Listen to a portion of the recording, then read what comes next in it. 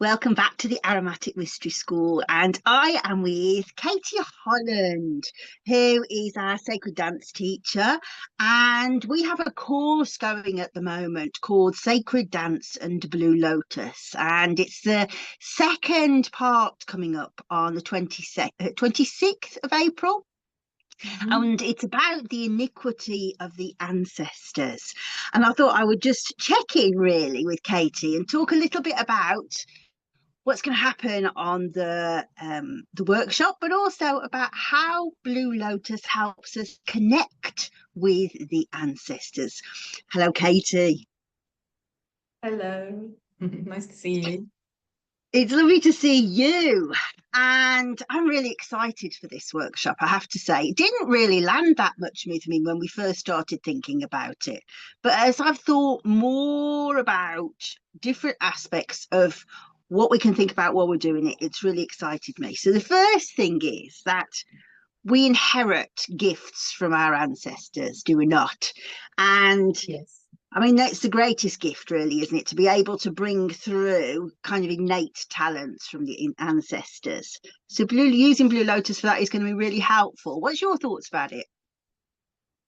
Yeah, what you said is completely true. We inherit their gifts. We also inherit their meddlings, let's say, and their the iniquity on every level. So this is going to include everything from power contracts or contracts that might have been made to where the bloodline has been promised to something, someone else's as a power contract or sex contract, and also, of course, all the beauty of the gifts that the eons of generations before us have held and have developed and cultivated. We have access to every part of this. The question is that they come together. So it's like, can we have one without the other? And this is something that I've looked into a lot personally for myself, and had some very deep experiences with, and the Blue Lotus has really supported me to be able to do that. So tell us a little bit about this iniquity of the ancestors. What do we mean by that? So you could think of it as like a library of all the information. If say you've had ancestors involved in maybe secret societies or priestess lineages, anything where information again is being passed. So this could be orally, it could be sexually, it could be magically, and often it's a combination of all of it. So of course, we don't know exactly what our ancestors were getting up to, and yeah, and there can be so much kind of magic in what they were doing, and we don't really know for sure unless we delve very deeply into ourselves and start to unravel the information that's held in our cellular memory. Yeah, for sure. I've been really thinking about how people put curses on people, and that hadn't occurred to me before. You know, if somebody curses you and all of your children, and that is a magical plan, that comes through, doesn't it? Yeah, and what is a bit of a head screw is that say you were in your ancestral line already at some point in time, and you created a curse, or you did something that backfired maybe into the family line, and then you've come back into the family line, and then you're now experiencing the curse and thinking, why is this happening to me, and why is this in my family, and what can we do about it? But actually you were the one that created it in the first place. And it's like Oh I'm my also God, speaking from experience here as well. that's so interesting. So, Tell me about that. but then, Tell me about that, your experience. well, exactly that. I mean, I've had to clear so much shit out of my bloodlines, and there was one thing in particular, and I kept having a vision, and it was the same story again and again, and I was going deeper and deeper into it, like who was this person? why did this happen to her? What was her part in it? And then with the Blue Lotus, I drank the tincture before I went to bed one night, and then I had a very clear, vivid dream that showed me that I was that ancestor. So it's like a quantum, a full circle. It was like I was the beginning and I had to be the end of it as well. And then I woke up like, why did I do that? Why did that seem like a good idea at the time? And then it opened up a whole lot more information for me in my life at that moment as to why I needed to understand that and why I needed to unlock that, because it then unlocked several other areas of my life, not only in a kind of ancestral healing and then soul healing for myself, but also in what was happening in my life at that time. So it can kind of get complicated, but only if we allow it. It's more, I try to be quite, like, okay, it's this and this and this, and not to get stuck in the stories of it. And I think again that's where the Lotus comes in, because she brings so much purity into the clarification of what's happening, and this very direct information that gives you like a fast track. That's what I felt sometimes. It's like instead of, oh, I need to go through this and this and this, it's like, boom, okay, deal with it and look at it, look at your part in it, and how how maybe it's continuing through you. For So it's a sure. little bit. It is, isn't it? And I have to say, I had a similar experience when I was doing the Melissa work, writing the book. And I wish I'd known about this work and about how to use Blue Lotus then. I had three guides I was working with. One was called Parsnip, who essentially is who wrote the book. She was a bee spirit.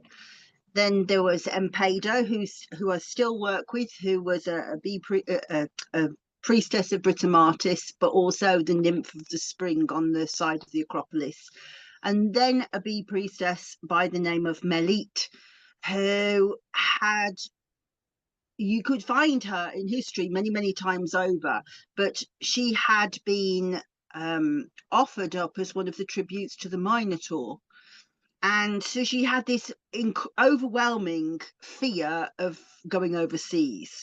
And I came to understand that that is what happens to me. I really have a huge fear of traveling. And it became apparent that a lot of the things that were happening with it is there was that this ancestor had had all these things happen to her, and essentially she was me and I was her. And it was really quite hard to say goodbye to her. But when I did say, "You've taught me everything that I feel that I need to know from you, but you need to go," I went into this enormous grieving process because I felt like, oh, it must have been really hard for her to come back.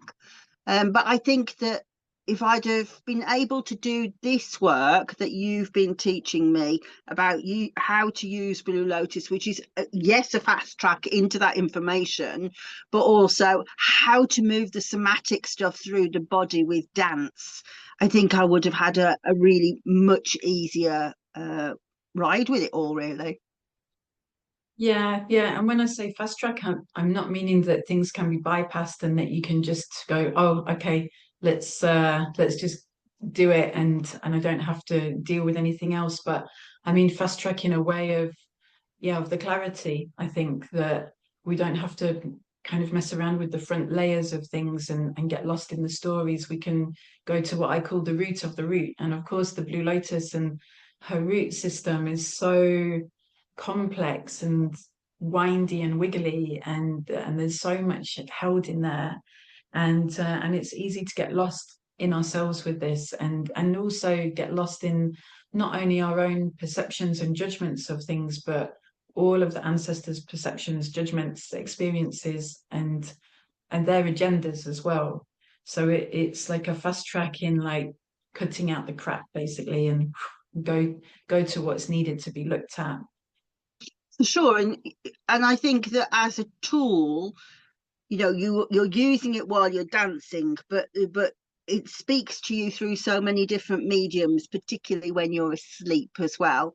And brings really interesting things in dreams. And so if you're able to sort of just relax into the beauty of the whole thing and just look at it with interest rather than fear about it, I think that it becomes a really fascinating journey, especially when you start to think about, well, is that me, or is that somebody else? Like what happened to me with Malik, that I had been cursed by this fear of traveling for so long, and to discover that perhaps it was never me that had the issue was quite a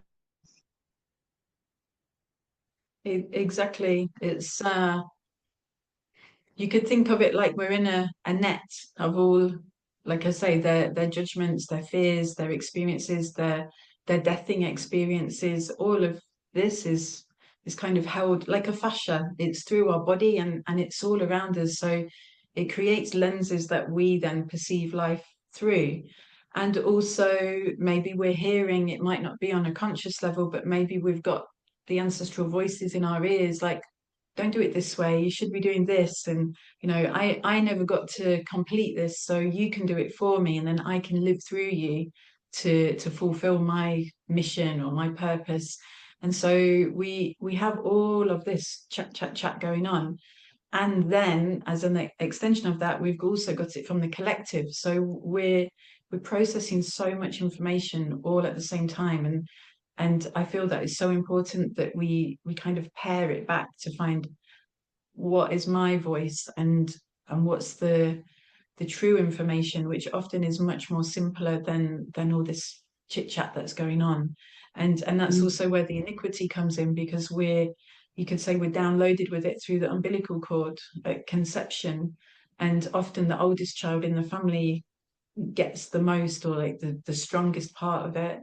But everybody does. And through this download, we get all of these, the voices of the ancestors, the expectations of them, what they wanted for the family line, what they didn't want. It's like it's everything imaginable and not imaginable that we're trying to live, and it's trying to live through us.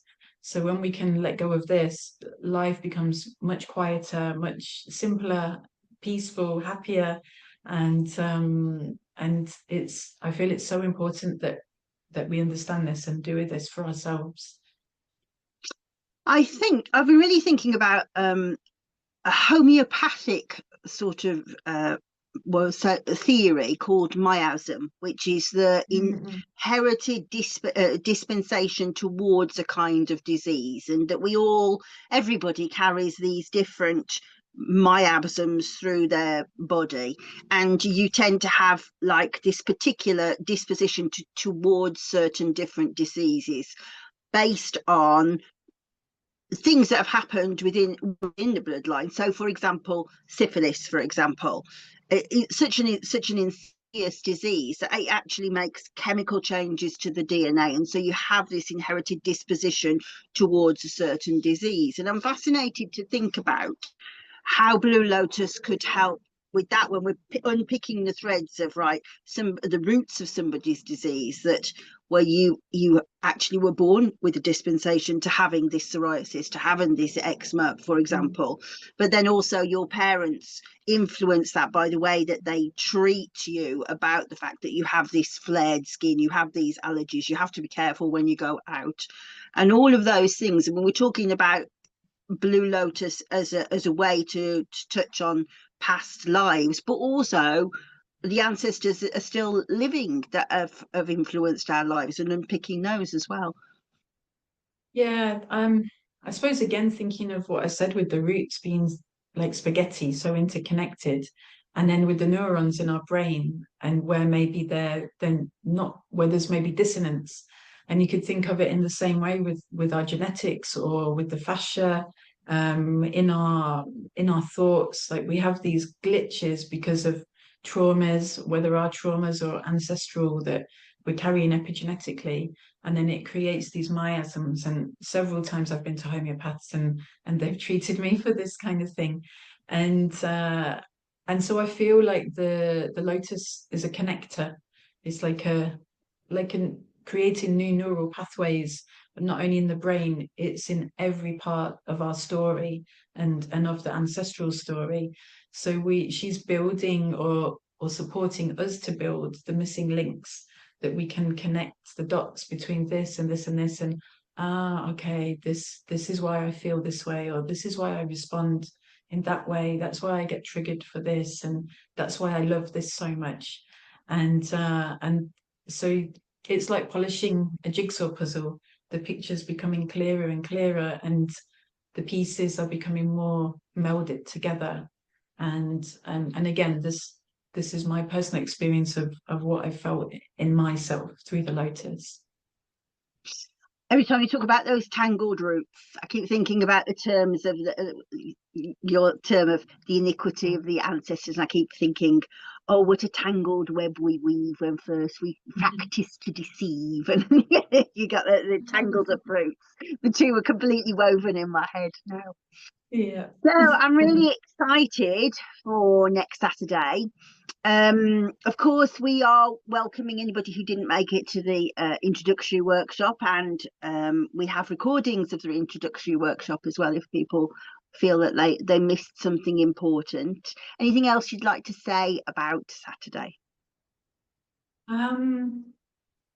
I guess a question to ask ourselves is the natural abilities and gifts that we have, which maybe we have cultivated, but often they have their roots sometimes more strongly than others, that have come, yeah, from these inherited gifts and learnings.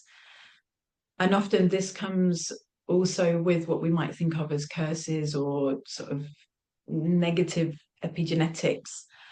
And so if they come hand in hand, it's like the gifts are there as to soften out the other stuff, like if you're processing from your ancestors that all their pain, but at least I've got this gift from them, so it kind of softens it.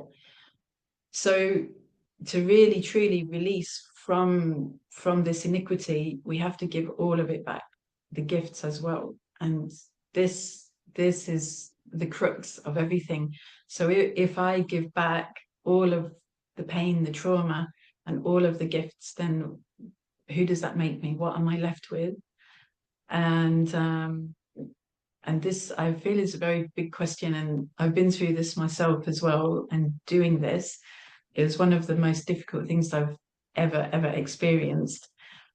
But what came from it was it's like beyond words. When you give it all back and wholeheartedly give it back, what you receive is the truth of you, really the truth. So that's what we're going to be looking at this week. Wow, I'm so excited. I'm so excited. Katie, Me too. thank you so much, darling. Thank you.